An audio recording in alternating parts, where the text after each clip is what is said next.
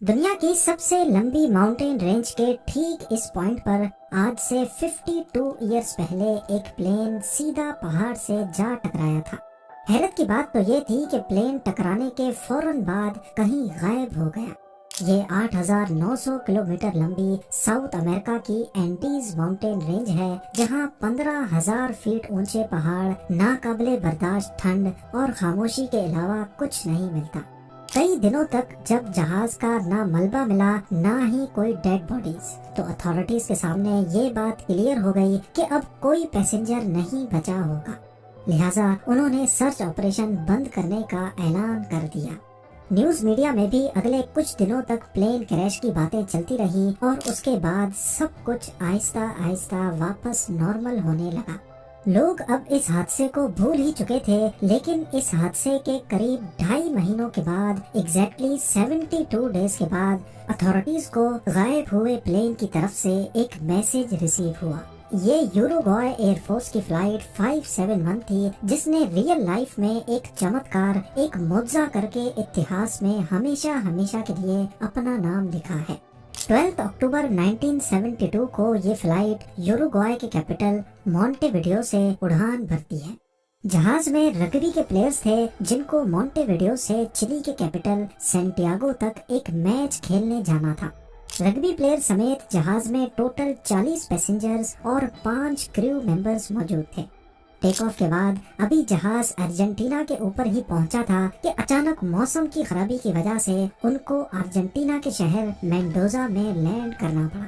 Captain ने ये फैसला इस वजह से किया क्योंकि अर्जेंटीना और चिली के दरमियान दुनिया की सबसे ऊंची एंडीज माउंटेन रेंज दीवार बनकर खड़ी है। यहाँ के ऊंचे पहाड़ वैसे ही काफी खतरनाक हैं और मौसम की खराबी में इनके ऊपर से गुजरना खतरे से खाली नहीं था। पायलट का प्लान था कि एक रात मेंडोजा में ही गुजारी जाए और फिर अगले दिन मौसम ठीक होने पर एंडीज के पहाड़ों को पार किया जाए। पर क्या मालूम था पायलट और तमाम पैसेंजर्स को कि अगले दिन उन पर कौन सी मुसीबत टूटने वाली है। अगले दिन यानी फ्राइडे 13 अक्टूबर को फ्लाइट 571 ने मेंडोजा से टेक ऑफ किया। मैप पे देखा जाए तो मेंडोजा और उनकी मंजिल सैंटियागो के बीच सिर्फ 180 किलोमीटर का फासला है, लेकिन इन 180 किलोमीटर में सिर्फ एंडीज की 15,000 फीट ऊंची पीक्स हैं। लिहाजा फ्लाइट का प्लान्ड रूट कुछ इस तरह का था कि पहले जहाज मेंडोजा के साउथ में जाएगा, अपनी हाइट गेन करेगा और फिर प्लेंचोन पास के बराबर पहुंचकर एंडीज की तरफ टर्न करके इन खतरनाक पहाड़ों को क्रॉस करेगा और फिर चिली के शहर कोरिको से दोबारा टर्न करके सीधा सैंटियागो पे जाकर लैंड करेगा। फ्लाइट 571 के पायलट ने इसी रूट पर 50 के करीब फ्लाइट्स कंप्लीट कर रखी थी, लिहाजा उनको अपने आप पर काफी भरोसा था। मेंडोजा से टेक ऑफ करते ही प्लान के मुताबिक जहाज साउथ की तरफ रवाना हुआ। जहाज की हाइट गेन करने के दौरान पायलट ने नोटिस किया कि बादलों की एक मोटी लेयर ने नीचे का सारा मंजर छुपा दिया है। अब इस कंडीशन में पायलट ने कंट्रोल टावर से राब्ता जोड़ लिया, जो रडार पे देखकर रेडियो के जरिए पायलट को उसकी लोकेशन बताते रहेंगे। कंट्रोल टावर के अलावा एक और तरीके से भी पायलट अपनी लोकेशन का अंदाजा लगा सकते हैं। इसमें एयरक्राफ्ट की आखिरी नोन लोकेशन को मद्देनजर रखते हुए एयरक्राफ्ट की स्पीड के जरिए कैलकुलेशन करके अपनी करंट लोकेशन का अंदाजा लगाया जाता है। इस तरीके को एविएशन की जबान में डेड रेकनिंग कहा जाता है।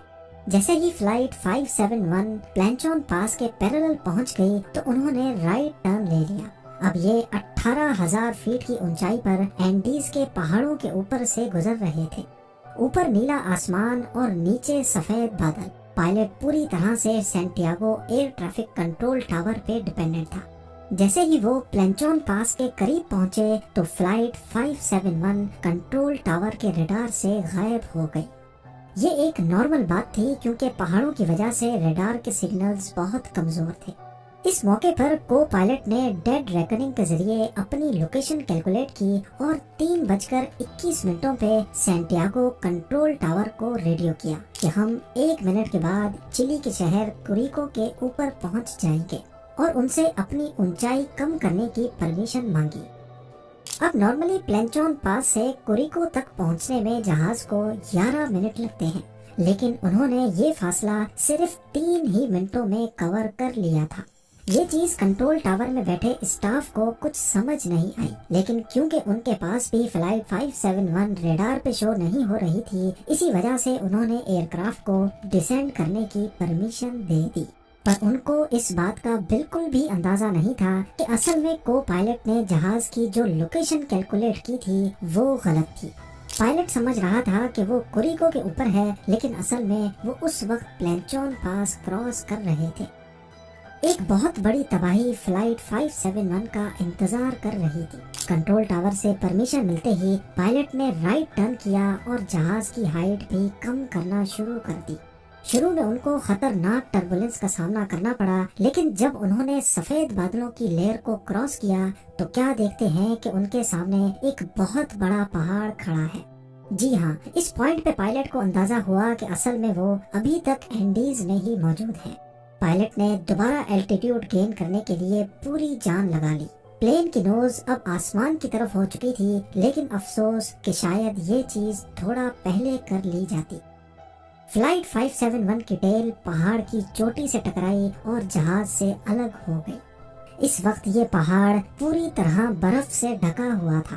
بنا ٹیل اور ونگز کے فلائٹ 571 کا فیوزلاج برف میں سلائڈ کرتا سیدھا نیچے کی طرف آیا اور اس پوائنٹ پر آ کر رک گیا۔ کریش کی وجہ سے 12 پیسنجرز موقع پر ہی دنیا سے جا چکے تھے، خاص طور پر وہ لوگ جو جہاز کے پچھلے حصے میں موجود تھے۔ معجزاتی طور پہ پلین کے فیوزلاج میں 33 پیسنجرز کی جان تو بچ گئی، لیکن ان کو کافی چوٹیں لگی تھی۔ ٹیل الگ ہو جانے کی وجہ سے پلین کا پچھلا حصہ کھلا ہوا تھا اور اس میں سے زبردست ٹھنڈ اندر آ رہی تھی۔ یہ اس وقت 11,500 فٹ کی اونچائی پر اینڈیز میں پھنس چکے تھے، جہاں کا ٹیمپریچر -30 ڈگری سیلسیس تھا۔ باہر نکلتے ساتھ ہی جہاں تک ان کی نظر جا رہی تھی، برف سے ڈھکے پہاڑ ہی نظر آ رہے تھے۔ سب سے پہلے انہوں نے اپنے ساتھیوں کی باڈیز کو برف میں دفنا دیا۔ ادھر پلین کریش کی خبر نے چیلین اتھارٹیز کو الرٹ کر دیا تھا، پر ان کو یہ معلوم نہیں تھا کہ وہ اصل میں ارجنٹینا میں ہی کریش ہوئے تھے۔ بنا ٹائم ضائع کیے انہوں نے سرچ آپریشن اسٹارٹ کیا، جس میں 4 ایئر پلینز نے حصہ لیا تھا۔ صبح سے لے کر شام تک سسپیکٹڈ ایریا کو سرچ کرنے کے دوران ان کو نہ ہی کوئی پلین نظر آیا اور نہ ہی کوئی ملبہ۔ یہ ایک بہت ہی مشکل سرچ آپریشن تھا، کیونکہ نیچے سارے پہاڑ برف کی وجہ سے لائٹ کو ریفلیکٹ کر رہے تھے۔ اس سرچ آپریشن میں یوروگوائے اور ارجنٹینا نے بھی حصہ لیا اور اب ٹوٹل 11 ایئر کرافٹس پورا دن فلائٹ 571 کو ڈھونڈنے میں گزار دیتے۔ ادھر کریش سائٹ پہ بچے ہوئے پیسنجرز کے اوپر سے کئی بار ریسکیو پلین گزر کر گئے، لیکن ان کے لاکھ اشارے دینے کے باوجود بھی ریسکیو پلینز کی نظر ان پر نہ پڑ سکی۔ بعد میں انہیں ایک لگیج میں سے لپسٹک ملی، جس سے انہوں نے پلین کے فیوزلاج کے اوپر بڑا بڑا SOS لکھ دیا۔ لگیج بیگ سے برف پر کراس بھی بنایا، لیکن ریسکیو پلینز کی نظر پھر بھی ان پر نہیں پڑ سکی۔ ٹوٹل 8 دنوں تک سرچ آپریشن چلانے کے بعد 21 اکتوبر 1972 کو تمام پیسنجرز کو ڈیڈ ڈکلیئر کر کے سرچ آپریشن ختم کر دیا گیا۔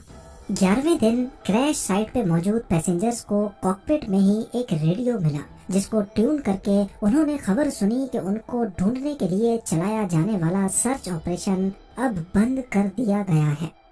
جہاں وہ لوگ پہلے ہی اتنی مصیبت میں تھے، وہیں یہ خبر ان کو مزید افسوس میں ڈال گئی۔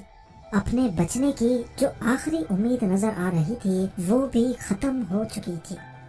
پہلے ہفتے میں ہی 5 اور پیسنجرز زخموں کی وجہ سے جان سے ہاتھ دھو بیٹھے۔ اب کریش سائٹ پہ صرف 28 پیسنجرز بچے تھے۔ انہوں نے جہاز کے ملبے اور لگیج کو اکٹھا کر کے پلین کے فیوزلاج کو بند کیا تاکہ ٹھنڈ سے بچا جا سکے۔ انہوں نے کاکپٹ کے پلاسٹک وائزر کو کاٹ کر اپنے لیے گلاسز بھی بنائے، جو کہ برف سے ریفلیکٹ ہونے والی لائٹ سے کچھ حد تک بچا رہے تھے۔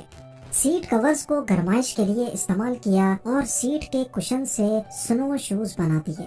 اس وقت تک ان کے پاس کھانے کے لیے 8 چاکلیٹ بارز، 3 جیم کے جارز، کچھ ڈرائی فروٹس اور گنی چنی پانی کی بوتلیں تھی۔ पहला हफ्ता तो उन्होंने बड़ी मुश्किल से ये खाना आपस में डिवाइड करके खा लिया, लेकिन जब ये तमाम चीजें भी खत्म हो गईं, तो उन्होंने कपड़े और कॉटन को खाना शुरू कर दिया, जिससे वो मजीद बीमार पड़ने लगे। एंडीज के इस हिस्से में उनको एनर्जी के लिए कोई चीज दिखाई नहीं दे रही थी, और ऊपर से वो जिस रिज पर क्रैश हुए थे, ना वहाँ से उतरना पॉसिबल था और ना ही ऊपर की तरफ हाइक करना। इस दौरान पैसेंजर्स की हालत ये थी कि इनका बॉडी वेट 40% तक कम हो चुका था। आखिर जब उनको कुछ समझ नहीं आया तो उन्होंने अपने मरे हुए साथियों के बॉडी पार्ट्स खाना शुरू कर दिए। जाहिर है ये फैसला बहुत ही मुश्किल था, लेकिन भूख, प्यास और कमजोरी ने उनको ये कदम उठाने पर मजबूर कर दिया था। क्रैश के 17 दिनों के बाद 29 अक्टूबर को अचानक रात के वक्त एवलांच आया और उसने फ्यूजलाज पर बुरी तरह हमला किया। बर्फानी तोदे की स्पीड इतनी तेज थी कि पूरा फ्यूजलाज अंदर तक बर्फ से भर गया। इस हादसे में 9 सर्वाइवर्स मारे गए। बचे हुए 19 लोगों के हाथ जो कुछ लगा उन्होंने उससे बर्फ को हटाया और ऑक्सीजन के लिए जगह बनाई। दिन गुजरते जा रहे थे, सर्वाइवर्स की हालत बद से बदतर होती जा रही थी। एक एक करके सारे मौत की नजर हो रहे थे और बचे हुए अपनी मौत का इंतजार कर रहे थे। 12 दिसंबर यानी क्रैश के 60 दिनों के बाद तक 3 और सर्वाइवर्स जिंदगी की बाजी हार गए। अब पीछे बचे 16 लोगों के पास सिर्फ 2 ऑप्शंस थे, या तो वो अपने बचे हुए दिन गिनना शुरू कर दें या फिर हिम्मत करके वेस्ट में मौजूद इस वर्टिकल क्लिफ को कैसे भी करके हाइक कर ले। 12 दिसंबर 1972 को 3 रग्बी प्लेयर्स पराडो, कनीसा और विजेंटीन ने वेस्टर्न पीक को हाइक करने का इरादा किया, इस उम्मीद में कि पहाड़ की दूसरी साइड ग्रीन वैली होगी जहां से शायद कोई मदद मिल सके। ये एक बहुत ही तकलीफ देने वाली हाइक थी, क्योंकि ना ही उनके पास प्रोफेशनल गियर्स थे और सबसे बढ़कर टेम्परेचर -30 डिग्री सेल्सियस था। उन्होंने हाथ से बनाए हुए स्लीपिंग बैग्स और जहाज की सीटों से बनाए हुए गर्म कपड़े लपेटे और हाइक पे निकल गए। पूरे 3 दिन तक लगातार हाइक करने के बाद जब वो आखिरकार पहाड़ की चोटी पर पहुंचे, तो क्या देखते हैं कि पहाड़ की दूसरी साइड पर भी ऐसे ही बर्फ से ढके पहाड़ हैं। यहाँ भी ना हरियाली थी और ना ही जिंदगी के आसार। खाने की शॉर्टेज की वजह से एक जना वापस क्रैश साइट पे चला गया। पराडो और कनीसा मदद की तलाश में पहाड़ की दूसरी साइड पर डाउन हिल चल पड़े। अगले 10 दिनों तक ट्रैकिंग करने के बाद और 61 किलोमीटर का सफर बुरी हालत में गुजारने के बाद आखिरकार वो एक वैली में पहुंचे जहां पर हरियाली थी, जानवर भी थे और नदी भी बह रही थी। सबसे पहले उन्होंने नदी से पानी पिया, तभी उनको नदी के उस पार घोड़े पर एक शख्स दिखाई दिया। नदी के शोर की वजह से वो अपना पैगाम उस शख्स तक नहीं पहुंचा पा रहे थे। घोड़े पर बैठे उस लोकल को आइडिया आया और उसने एक कागज और पेन को पत्थर में लपेटकर नदी के उस पार फेंक दिया। पराडो और कनीसा ने उस कागज पर सारा माजरा लिखा और वापस फेंक दिया। वो शख्स घोड़ा भगाता हुआ ये लेटर चिलियन अथॉरिटीज तक लेके गया। पहले तो उनको यकीन नहीं आया कि 2.5 महीने गुजर जाने के बाद भी प्लेन क्रैश के सर्वाइवर्स अभी तक जिंदा कैसे हो सकते हैं। लेकिन अथॉरिटीज ने फौरन पहले पराडो और कनीसा को रेस्क्यू किया और उनकी मरहम पट्टी करने के बाद उनसे तफसील में इंटरव्यू लिया। 22 दिसंबर 1972 को यानी क्रैश के 72 डेज के बाद 3 हेलीकॉप्टर्स पराडो और कनीसा की निशानदेही पर क्रैश साइट तक पहुंचे। पहाड़ की ये चोटी देखकर पायलट भी हैरान रह गया कि इन 2 रग्बी प्लेयर्स ने बिना किसी गियर और एक्सपीरियंस के ये पहाड़ कैसे सर किया होगा। आखिरकार फ्यूजलाज में मौजूद तमाम सर्वाइवर्स को रेस्क्यू कर लिया गया और उनके मरे हुए साथियों को वहीं पर एक बड़ी कब्र खोदकर दफन कर दिया गया। उस कब्र के ऊपर कुछ पत्थर रखकर एक मेमोरियल बनाया गया, जो उसी हालत में आज तक वहाँ पर मौजूद है। ये मेमोरियल आज भी हमें याद दिलाता है कि अगर इंसान हिम्मत नहीं हारे तो बड़ी से बड़ी मुसीबत को हरा सकता है।